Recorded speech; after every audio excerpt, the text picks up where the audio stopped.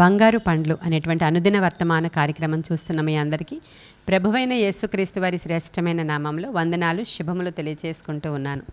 మనము ధ్యానం చేస్తున్నాము ఒక అంశాన్ని, నీవు లేచి వెళ్ళు అనేటువంటి అంశాన్ని ధ్యానం చేస్తూ ఉన్నాం. ఆదికాండము 12వ అధ్యాయము 1వ వచనం చూడండి, చదువుతున్నాను. యెహోవా వాక్కు అబ్రహాముకు ప్రత్యక్షమై ఇలా మాట్లాడుతున్నారు ఆయన, నీవు లేచి నీ దేశము నుండి, నీ బంధువుల యొద్ద నుండి, నీ తండ్రి ఇంటి నుండి బయలుదేరి నేను నీకు చూపించు దేశమునకు వెళ్ళుము. నిన్ను గొప్ప జనముగా చేసి నిన్ను ఆశీర్వదించి నీ నామమును గొప్ప చేయుదును, నీవు ఆశీర్వాదముగా నుందువు అనేటువంటి మాట. 70 సంవత్సరాలు ఒక స్థలములో నివాసం ఉండి అక్కడే గృహాలను నిర్మించుకొని అక్కడే తన యొక్క స్థాన బలాన్ని సంపాదించుకొని ఆ స్థలములోనే మరి మందలు గలవాడిగాను, పనివారు గలవారిగాను, కుటుంబాలు గలవారిగాను అక్కడే నివాసం ఉన్నటువంటి ఒక 70 సంవత్సరాలు ఉన్నటువంటి ఒక వ్యక్తితో దేవుడు మాట్లాడిన సంఘటన ఇది. ఇప్పుడు ఏమంటున్నారంటే ఆయన ఉన్నపాటున నీ ఉన్నటువంటి స్థలాన్ని, నీ ఉన్నటువంటి ప్రదేశాన్ని, నీ ఉన్నటువంటి దేశాన్ని, నీ స్వంత ప్రజలను విడిచిపెట్టి నేను నీకు చూపించేటువంటి దేశానికి వచ్చేయని ఒక వాక్కు ద్వారా దేవుడు అబ్రహాముతో మాట్లాడినప్పుడు వెంటనే అబ్రహాము దేవుని మాటకు లోబడి ఆయన లేచి బయలుదేరి వెళ్ళాడు అనే సందర్భం అది. ఆయన లేచి వెంటనే బయలుదేరి వెళుతున్నాడు. ఎక్కడికి వెళుతున్నాడో ఆయనకు తెలియదు. పిలిచిన దేవుడు ఆదిలో ఎన్నో గొప్ప కార్యాలు చేసిన వాడు అనేటువంటి ఏ విధమైనటువంటి చరిత్ర లేదక్కడ. అయినప్పటికీ దేవుని యొక్క వాక్కు ద్వారా ఒక విశ్వాసం కలిగింది ఆయన హృదయంలోనికి. నీవు లేచి వెళ్ళు అని చెప్పాడు అంతే దేవుడు. వెంటనే లేచి తన ప్రయాణాన్ని ప్రారంభించి సుదీర్ఘ ప్రయాణంతో సాగిపోతున్నటువంటి అబ్రహాముని మనం చూస్తాం. మామూలుగా మనం మనుషులుగా ఆలోచిస్తే ఎక్కడికి వెళుతున్నావు, ఏం చేస్తున్నావు, ఎక్కడి వరకు వెళతావు, అసలు ఏంటి నీ గోల్, ఎక్కడ రీచ్ అవుతావు నువ్వు, ఇలాంటివన్నీ మన ప్రశ్నలు. దేవుని దగ్గరికి వెళ్ళినటువంటి మనకైతే ఈ ప్రశ్నలు రాకూడదు. ఎందుకంటే దేవుడు నమ్మదగినవాడు, ఆయన మాట ఇచ్చి తప్పేవాడు కాడు అని లేఖనం సెలవిస్తుంది. వాగ్దానము చేసి వాగ్దానాన్ని నెరవేర్చే దేవుడని, నీ ఎడల ఆయన కలిగి ఉన్నటువంటి యోచనలు సఫలపరిచే దేవుడు అని యెషయా గ్రంథంలో రాయబడి ఉంది.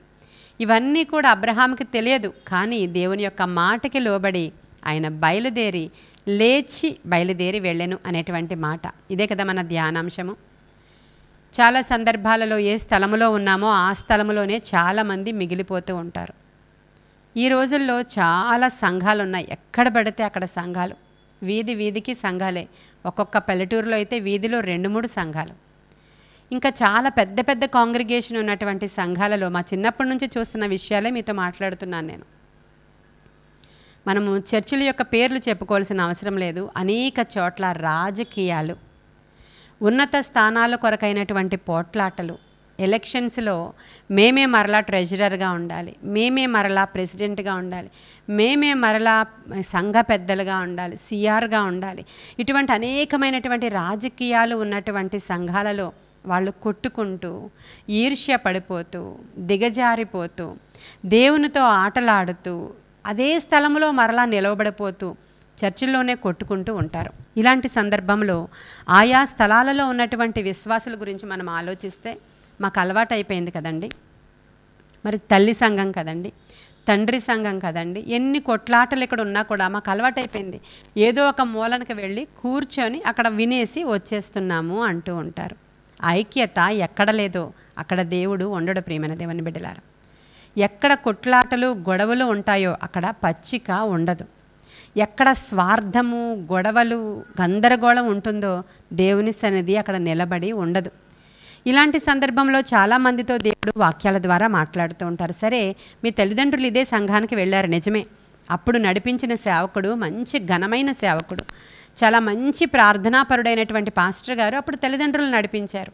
అప్పుడు అక్కడికి వెళ్ళారు వీళ్ళందరూ. కానీ ఇప్పుడు అటువంటి సేవకులు అక్కడ లేరు, ఇటువంటి సేవ ఇప్పుడు అక్కడ జరగడం లేదు. అటువంటి విషయాలు ఏమీ అక్కడ లేవు. కేవలం మెకానికల్గా ఉంది అక్కడంతా, చాలా ఆర్టిఫిషియల్గా ఉంది అక్కడ.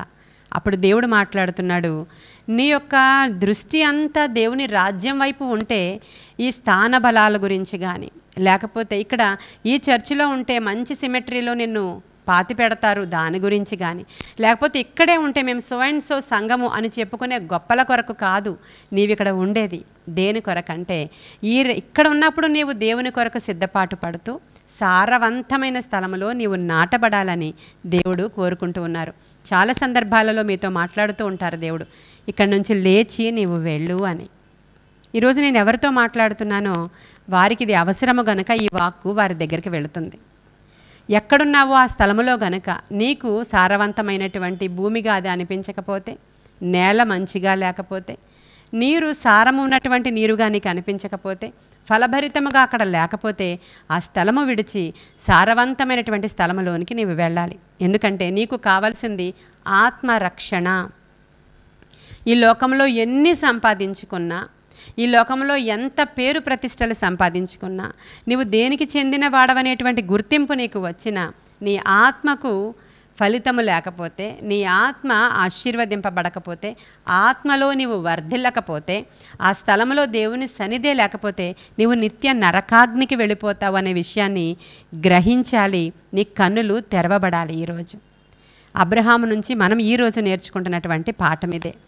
ఎక్కడ సారవంతమైనటువంటి నేల ఉందో, ఎక్కడ ఆత్మ సంబంధమైన బోధ ఉందో అక్కడ మాత్రమే నీవు కూర్చొని దేవుని యొక్క మాటలు ప్రశాంతంగా వినగలుగుతావో.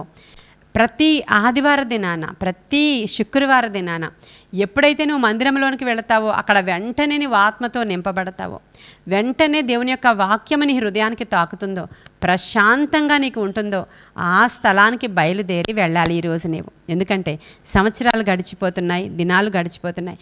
నీ ఇంట్లోనికి వచ్చినటువంటి సిక్నెస్, నీ ఇంట్లోనికి వచ్చినటువంటి గందరగోళం ఇందుకే వచ్చిందనే సంగతి కూడా నీకు తేలడం లేదు. ఒకసారి ఒకరు నన్ను ఒక ప్రార్థనకి ఇన్వైట్ చేశారు వారి ఇంటికి. అయితే దేని కొరకు ప్రార్థన చేయడానికి నేను రావాలి అంటే వాళ్ళు నాకు చెప్తున్న మాట ఏంటంటే, మీరు ఉపవాసం ఉండి రండి, ఎందుకంటే ఇక్కడ పెద్ద సమస్య ఉంది, ఆ పెద్ద సమస్య కోసం ప్రార్థన చేయాలి. ముందు సమస్య చెప్పండి, నేను ఉపవాసం ఉంటానా లేదా అనేది నా ఇష్టం అది. కానీ వాళ్ళు అలాగే చెప్తున్నారు, మీరు ఉపవాసం ఉండి రావాలి. ఏంటంట సంగతి అంటే, 10 సంవత్సరాలుగా పక్షవాతం వచ్చి మంచం మీదే ఉన్నటువంటి ఒక ఆయన, 2 ఆడపిల్లలు, భార్య చనిపోయింది. ఆయన సంఘములో ఒకప్పుడు సంఘ పెద్దగా ట్రెజరర్గా ఉన్నాడంట. ఏమీ లేదు, కేవలం మార్నింగ్ వాక్కి వెళ్ళి అక్కడ రోడ్డు మీద పడిపోయాడు. ఆయన ఇంటికి తీసుకొస్తే ఆయన పెరాలసిస్ స్ట్రోక్ వచ్చింది. అంటే ఇంచుమించు 40+ ఆయనకి ఆ విధమైనటువంటి స్ట్రోక్ వచ్చింది. ఇప్పుడు 50+ ఆయనకి కొనసాగుతుంది. పిల్లలు ఎదిగొచ్చారు, పెండ్లి ఈడికి వచ్చారు. తల్లి యొక్క ఆలనా పాలన ఇంట్లో లేదు. ఆ తండ్రికి 24 గంటలు సేవ చేయడమే మంచం మీద వాళ్ళకి సరిపోతుంది. వాళ్ళ భవిష్యత్తు ఏంటి, వాళ్ళ చదువులేంటి? ఎందుకు ప్రభువా ఈ విధంగా ఇంట్లో అంత శోధన వచ్చింది అన్నప్పుడు ఆయన ట్రెజరర్ అన్న సంగతి నాకు తెలియదు. కానీ ప్రార్థన చేస్తూ ఉన్నప్పుడు వాళ్ళు ఉపవాసం ఉండి రమ్మంటున్నారు, పెద్ద విషయం అంటున్నారు. ఏం జరిగిందో అని నేను ప్రార్థన చేస్తూ ఉంటే ప్రభువు బయలుపరిచిన రీతి ఆ సంఘములో కొట్లాటలు, ఆ సంఘములో దేవుని యొక్క డబ్బుల విషయంలో నమ్మకత్వం లేకపోవడం, పేరు ప్రతిష్టల కొరకైనటువంటి ఈర్ష్య, ద్వేషాలు, దేవుడు ఉన్నాడనే భయము లేకుండా మెకానికల్గా ఒక వ్యవస్థ ఏమో, అది ఒక ఆర్గనైజేషన్ ఏమో అన్నట్లు మెకానికల్గా వెళ్ళిపోతున్నటువంటి సంఘ పెద్దల జీవితాలలో కుటుంబంలో ఉన్న అలజడి, కొట్లాటలు, విడాకులు, గొడవలు, పిల్లల మీద దుష్టుడు ఏలుబడి చేయడం అనేవి చాలా సందర్భాల్లో నేను చూశాను. గనుక ఈరోజు ఈ వర్తమానం చెప్పడానికి నేను ఇష్టపడుతున్నాను. ఎంత చిన్న సంఘమైనా కూడా దాంట్లో కూడా ఇటువంటివి ఉన్నాయనుకోండి, రాజకీయాలు విడిచిపెట్టండి దయచేసి. లేదంటే భయముతో, భక్తితో మరి దేవుని సన్నిధిలోనికి వచ్చి, అయ్యా ఇప్పుడే నేను లేచి బయలుదేరి వెళుతున్నాను, ఇటువంటి కార్యాలు నా జీవితంలో జరగకూడదు అనేటువంటి విషయాలు ఆలోచించండి. ఒకవేళ ఇదివరకే అటువంటి వాటిల్లో పడి చెడితే ఇప్పుడే బయటికి రావాలనే ఆలోచన చేయమని నా యొక్క చిన్న సలహా. నేను నా ఎక్స్పీరియన్స్తో ఈ మాటలన్నీ మీతో మాట్లాడుతూ ఉండగా ఇది ఎవరికి అవసరమో ఈ వాక్కు వారి దగ్గరికి ఇది చేరుకుంటుందని తప్పకుండా నేను నమ్ముతున్నాను. కాబట్టి నేను ఈరోజు కొన్ని ఉదాహరణలు మాత్రమే మీకు చెప్పాను. ఒకవేళ నీవు నిర్జీవంగా అయిపోయి ఉండొచ్చు, దేవుణ్ణి చాలా ఏదో ఒక మనుషులతో డీల్ చేసినట్లు, మనుషులతో మాట్లాడుతున్నట్లు, మనుషులతో ఏకంగా ఉన్నట్లుగా దేవుణ్ణి ఒకవేళ నీవు చేసేసుకొని అలా నిర్జీవంగా చోట కూర్చుండిపోయి ఉండొచ్చు. ఈరోజు నువ్వు లేచి నీ బంధువుల దగ్గర నుంచి, నీ స్వంత జనాంగం దగ్గర నుంచి, చాలా దేవునికి విరోధమైన కార్యాలు చేస్తున్నటువంటి ఆ ప్లేస్ నుంచి, ఆఫీసులో అటువంటి ఒక చెత్త గుంపు నుంచి, లేదంటే వేరే కాలేజీలో అటువంటి చెత్త గుంపు నుంచి లేచి బయలుదేరి ప్రక్కకి పో అంటున్నాడు ఆయన. ఇటువంటి ఒక గొప్ప హెచ్చరిక ఈరోజు నీ వద్దకు వచ్చింది కనుక దానికి లోబడి ప్రత్యేకముగా ప్రభు తట్టు తిరిగే కృప మీకు ఇవ్వాలని కొన్ని మాటలు దేవుడు మన వెనుకడిలో దీవించునుగాక. ఆమెన్. ప్రార్థన చేసుకుందాం. మహాపరిశుద్ధుడవైన తండ్రి, మహోన్నతుడవైన దేవ, బిడ్డల విషయంలో ఈరోజు ఏమి మాటలు మాట్లాడమని నాకు ప్రేరేపించారో ఆ మాటల ద్వారా ఇది ఎవరికి అవసరమో వారి దగ్గరికి ఇది అందజేయమని, వినుచున్న వారు వెంటనే రెక్టిఫై చేసుకుని దేవుని వైపు తిరిగి దేవుని యొక్క గొప్ప కార్యాలు చూడగల కృప వారికి కలుగునుగాక నాయన. ఇమ్మీడియట్గా కొన్ని బంధకాలు అక్కడ తెగిపోవాలని నేను ఆశపడుతున్నాను. అద్భుతాలు జరగాలి, సూచక క్రియలు జరగాలి నాయన, అనేకమైన జీవితాలు మార్పు చెందాలి, ఆత్మశక్తితో కార్యాలు జరిగించి మీరు మహిమ పొందుకోమని యేసయ్య శ్రేష్ఠ నామములో అడుగుచున్నాము తండ్రి. ఆమెన్. God bless you.